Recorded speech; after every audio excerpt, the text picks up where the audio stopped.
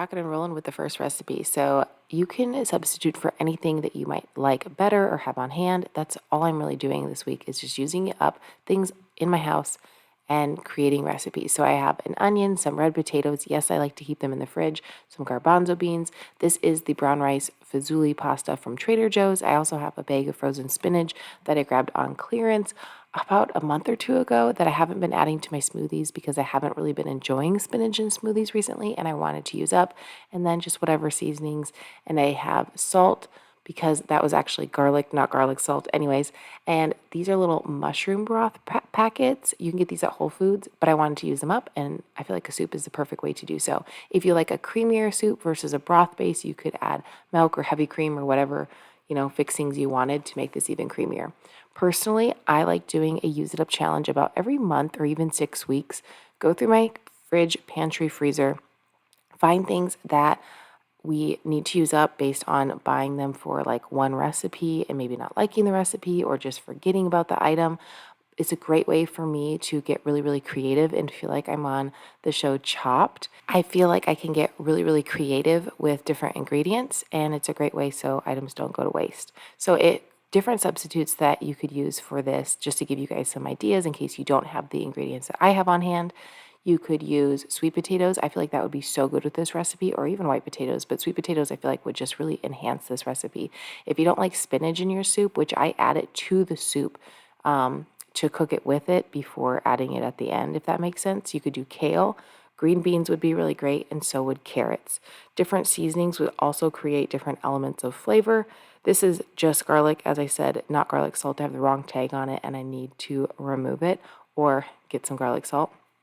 But you could add different elements, like make it creamy if you wanted to, different types of pasta, different types of beans. If you don't like chickpeas, you could use a different kind of white bean or a butter bean, and then make it creamy or make it brothy. I really like brothy soups. It's like my favorite thing, especially when it's starting to get cold out.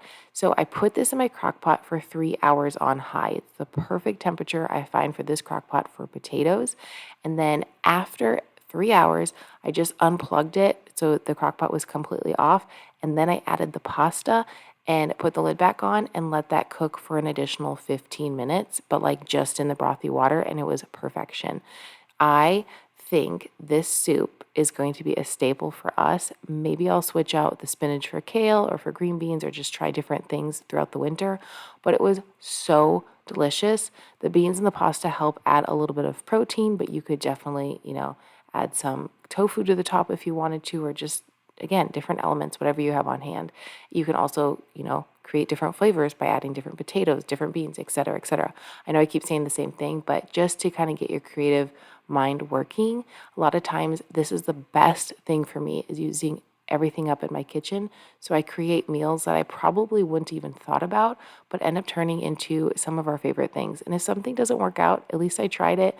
And if I fail, it doesn't really matter. This soup you can serve with some toasty, crunchy bread if you want to, or you can just eat it on its own. It also warms up really, really well. Surprisingly, with this pasta, it holds together really nice. I feel like Trader Joe's is the only pasta that I find that's gluten-free that will actually hold up. But if you don't want to put the pasta in it because you might be using a different brand, a lot of times the gluten-free pasta just kind of like disintegrates. You could add it later on or put it on the side. So that way, if you're not eating all your soup at once. But this was so good, so hearty, and I highly recommend giving this recipe a try. Hey, as I mentioned, I'm doing a use it up challenge and just seeing how many days I can go by using what we have on hand and not going to the grocery store. I'm not showing you all the meals that I'm doing for this challenge, just the crock pot focused ones. And I have a couple to share with you that I'm making today. And I love making meals ahead because if I can really fine tune my menu for the week and make the bulk of my recipes at one time, it helps my week flow so much.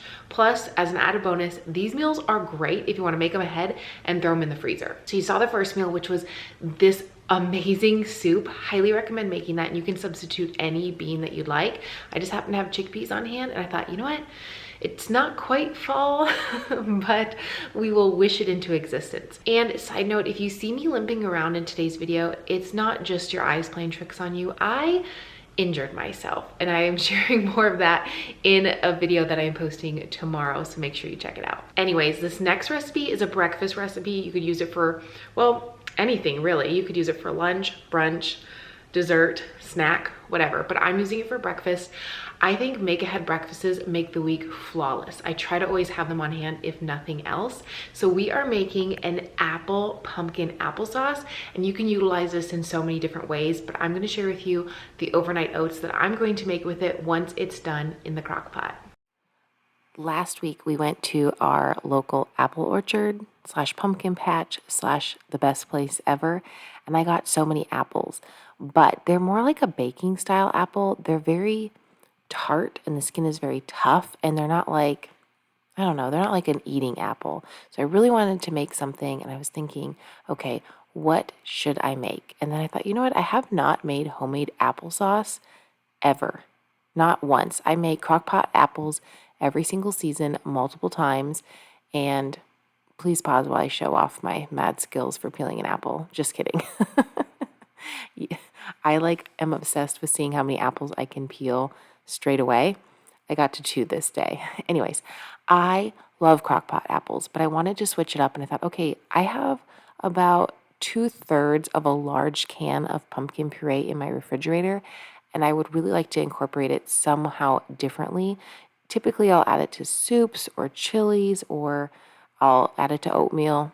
I just wanted to do something different with it. So I decided to go ahead and make applesauce and make it a pumpkin applesauce, and it was amazing. I think this is more of like a pumpkin apple butter, if you will. It was just so good. And the only sweetness I added was a cup of the apple cider that we got from the orchard. I didn't add any maple syrup, brown sugar, white sugar, nothing.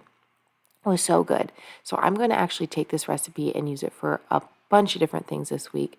We have some pureed that I can use for like spread, for rice cakes, for bread, to make it more like an apple butter pumpkin spread.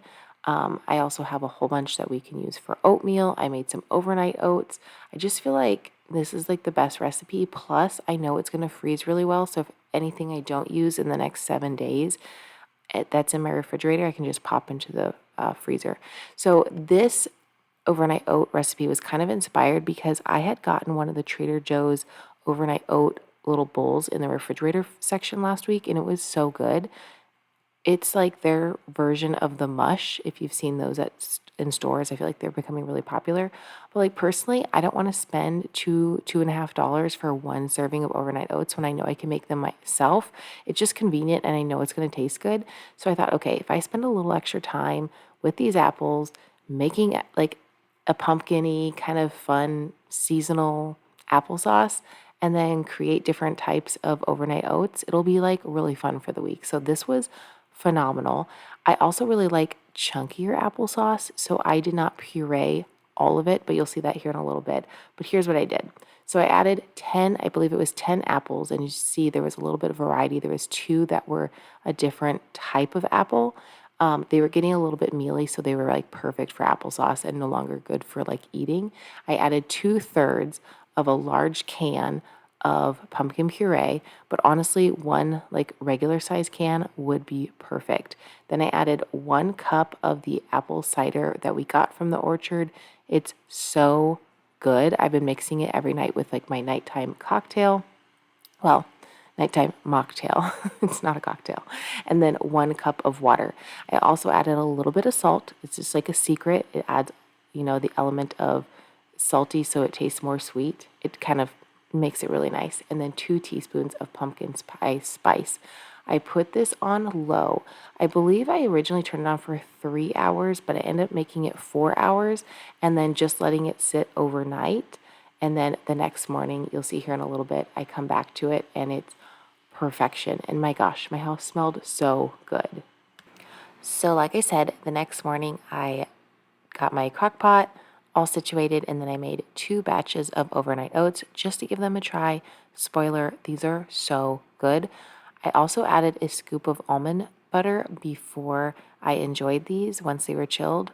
It tasted amazing. I'll probably have this on repeat so many times. So I'm using 1 packet of the instant maple brown sugar oats, Again, it's my use it up challenge, so I didn't add any regular oats since those are always on hand in these little packets I don't always buy.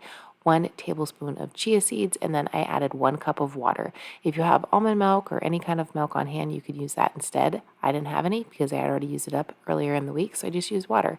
And then you used about, I would say about, well, it was like 4 heaping tablespoons. So I want to say probably about a half a cup, maybe even a whole cup of this applesauce. And again, I left it chunky, but you're going to see here in a little bit, I did puree some for more of an apple butter style, also really good.